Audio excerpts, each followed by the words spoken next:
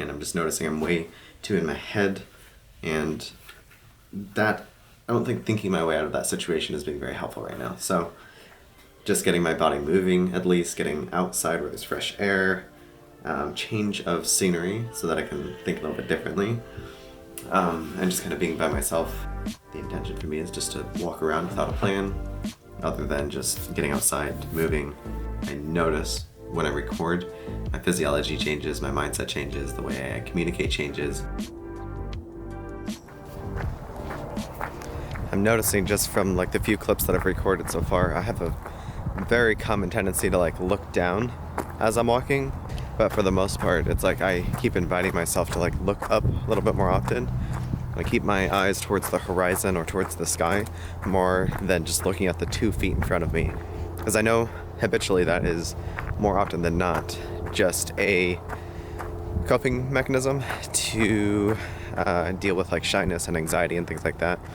But the more that I can look directly where I'm going, directly look at people, directly look at the thing I'm avoiding, it makes it a little bit easier, I think, for my entire nervous system to adapt and now kind of prime itself to confront the thing, or at least just, in some sense, have a stronger feeling of possibility and like forward thinking.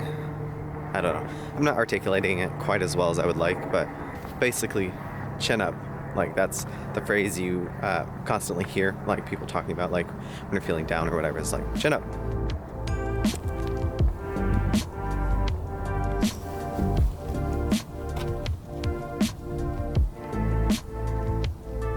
There's a movie we watched yesterday called Studs, and one of the tools that the therapist provided is this concept of the string of pearls. And it's like you just have a string, and every pearl that you have is an action that you can take. And you take one of those pearls and you put it on the string. And the goal is to take as many actions as you can. The only thing that matters is action, not so much what we think about a situation or how we think we could do better. And it doesn't matter so much if the action is super profound. The only thing that matters is just that we're taking an action, if we're not doing anything yet, taking an action, and then getting to the point where we are taking more action more consistently. Remembering that each action is not going to be perfect, that there's a little bit of a flaw in every single pearl, and that it's more important to focus on just keep putting the actions out.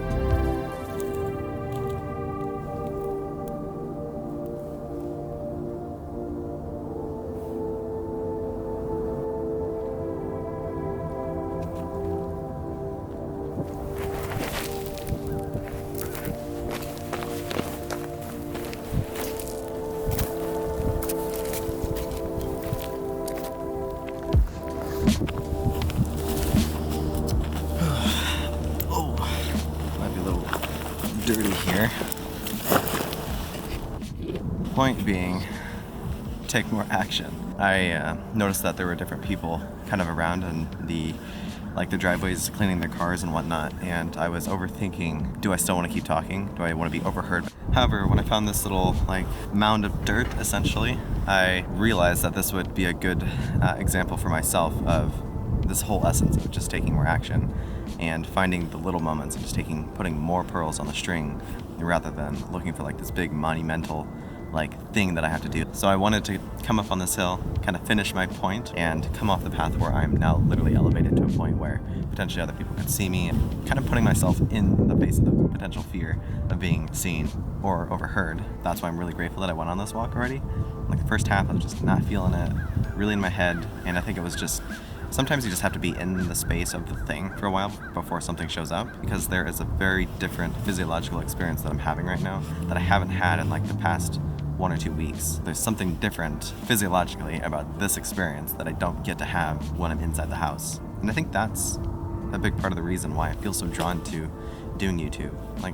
To me right now, it doesn't matter if I'm growing massively on YouTube or anything like that. It's just more about, can I use this camera and writing and video editing and any other form of creation and expression as a way to get me out of my little bubble, inching me closer to the edge of my comfort zone, taking those steps to seek discomfort a little bit more often so that I can grow in the ways that I feel called to grow in. And it seems I have like judgment that why should I need the camera or making a YouTube video to get myself out of the house or to talk about these really deep kind of things that are floating around in my head, or to even need something like that to facilitate the conversation in my brain and to be able to vocalize it. But it's just a tool, and that's what I'm learning, is that of course it would be great if I didn't need a camera or a journal or a blah blah blah to be able to facilitate some kind of change for myself or to facilitate introspection or anything like that. That would be great, but my brain does not work that way. I feel like most people's brains need some kind of set of tools or practices or procedures to help them facilitate the changes that they want. And I think that's what I'm coming to terms with now, is this is just a tool. So the more often that I can put myself in this literal situation, literally on this like little mountain where potentially other people could see, the more that I'm showing myself and my nervous system that it's completely possible for me to face my fears and to get through that discomfort and to be able to still focus on doing the thing, even at the risk of other people potentially watching and seeing and being curious or judging or whatever. It's giving me evidence that I don't explode when I do the things that I want to do. I don't explode when I know there's a potential someone judging. Keep putting pearls on the string. And as I keep doing this, the more that I'll face the other areas, other pearls that I could be taking action with in more uncomfortable areas, so like maybe now I start doing these types of things more so in the house when I'm around other people, allowing myself to be heard or overheard.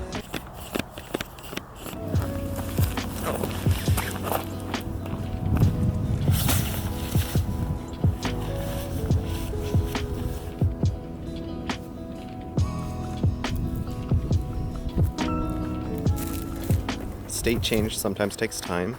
It's going to be this kind of uncomfortable process. Like I'm just in my head a lot, like really off. And it wasn't until I started moving a lot, started setting my camera down, started recording things, like didn't know how any of this was going to tie into anything yet. And the more I started talking and having these physiological state change experiences, the more my mood started to elevate, and like my brain was starting to piece things together. And I started to feel significantly better. Like I'm gonna walk back into the house feeling way better than how I left. And it's not something I was able to do just thinking my way through it while I was inside journaling. And I think that's why I was called to some kind of movement and like doing something kinesthetic and experiential rather than cerebral and mental.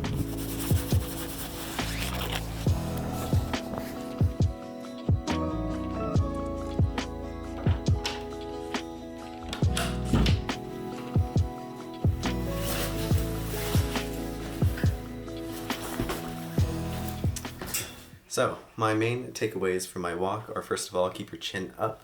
Allow your eyes to focus on the horizon or whatever is right in front of you. In my case, lift the camera a little bit higher. Secondly, put pearls on the string. Take the actions no matter how imperfect, but focusing more on taking more actions rather than taking big actions. And it's also creating these referential points in my brain to help with realizing that I'm not going to die by pursuing these things. I'm not going to explode when I take these actions. And it's going to make it easier for me in the future to actually do these things with less hesitation. So in other words, it's building a little bit more courage in the nervous system. Number 3, most people will ignore you. Sometimes they may be judging you, but for the most part, I imagine they'll actually be curious more often than not. And for me, that's going to be an opportunity to practice socializing and engaging and explaining what I'm doing and having this sense of confidence in what I'm doing, even if it doesn't make sense to this other person. Number 4, just be in the experience rather than just thinking about it the entire time. It's really easy for me to get into that trap of trying to overthink things, journal through things, which is helpful at times, but more often than not, I just need to be moving, I need to be physically working with the thing, and I'll get a lot more information and feedback that I can work with from a kinesthetic somatic experience. And number 5 is the importance of identifying, accepting, and using your tools. So I invite you to take an opportunity to look into your life, find all the tools that can help you either work through something that you're struggling with, might help you transform, might help you communicate better. Identify what those tools are, and for me right now it's using this camera, it's using YouTube, it's using writing, blogging, tangible things like this, and thought exercises. And if you're like me and starting to judge some of the tools that you're using, like needing to use video creation or YouTube in order to process through different things, maybe it's just a matter of acceptance and recognizing that this is something useful for me. And then the last part of that is making sure to actually use the tools that are working for you. Don't worry about if it makes sense to anyone else, like if it makes sense to you and it's working for you, lean all the way into it. I am really grateful for getting outside for the first time in like 4 weeks and having this kind of set of insights come out of this experience. So thank you for watching, and I'll see you in the next video.